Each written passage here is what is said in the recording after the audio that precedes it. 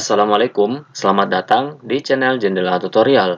Pada video kali ini, kita akan belajar tips VLOOKUP banyak data. Tips ini akan membantu ketika mengupdate data di tabel acuan, sehingga rumus VLOOKUP tidak perlu kita buat ulang lagi. Nah, gimana caranya? Langsung saja kita mulai pembahasan.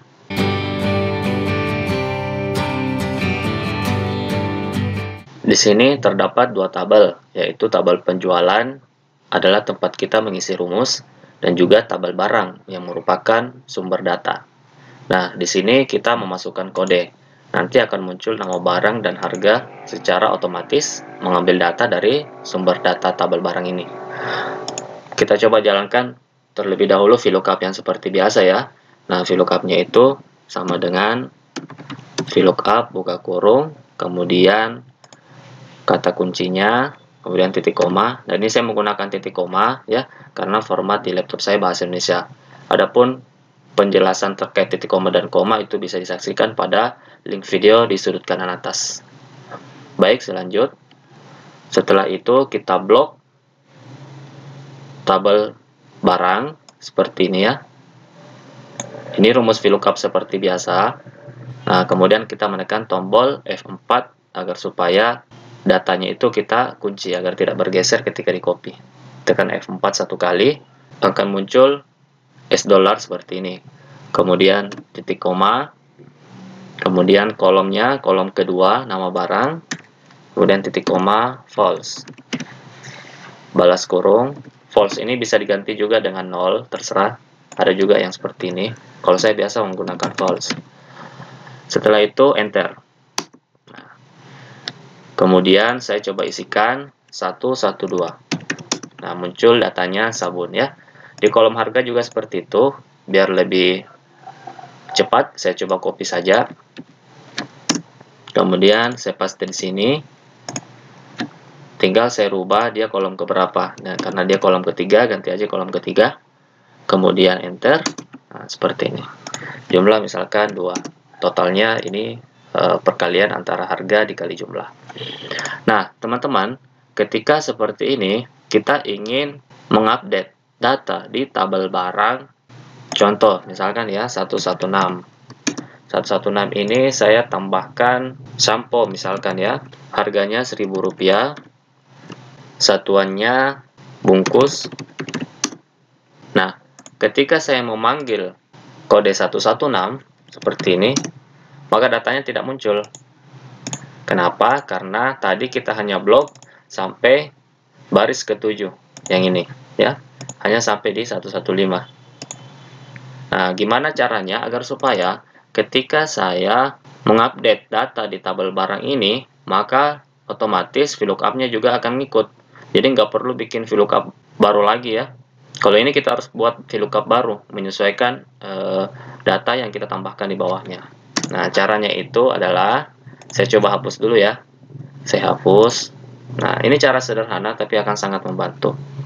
Sama dengan VLOOKUP, kemudian pilih kolom kode ya, yang ini, kemudian titik koma. Nah, sekarang blok tabel acuan atau sumber datanya. Nah, tabel acuannya itu cara bloknya adalah dengan memblok kolom seperti ini. Ya, ingat memblok kolom. Jadi bukan lagi memblok data kayak seperti tadi ya. Ini kita langsung blok kolomnya. Nah, setelah blok kolomnya, kita nggak usah tekan F4 untuk menampilkan $, karena dia akan mencakupi keseluruhan di kolom H sampai dengan kolom K. Jadi ini enaknya, karena kita tidak perlu mengunci tabelnya. Ya, setelah itu lanjut seperti biasa, titik koma, kemudian nama barang itu kolom kedua, kemudian titik koma, false, balas kurung, enter. Nah, hasilnya seperti ini. Saya copy nih ya. Saya copy saja begini. Kemudian harganya ini ganti 3. Seperti ini.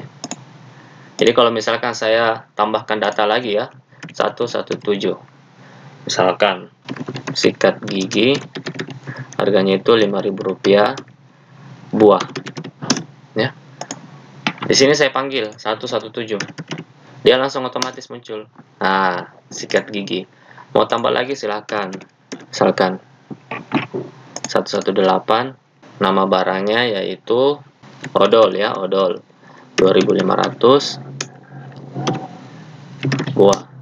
Nah, tinggal dipanggil 118, otomatis muncul. Jadi kita tidak perlu membuat VLOOKUP-nya lagi, karena dia sudah mencakupi keseluruhan di kolom H sampai dengan di kolom K. Seperti itu ya. Ini kita tinggal copy ke bawah seperti ini. Nah, ini kenapa NA? Karena kodenya kosong, kolom kodenya kosong. 119 tidak ada ya, misalkan 117. Nah, jadi enak ya kalau seperti ini teman-teman. Nah, seperti itu. Ini hapus saja kalau misalkan kita tidak ingin.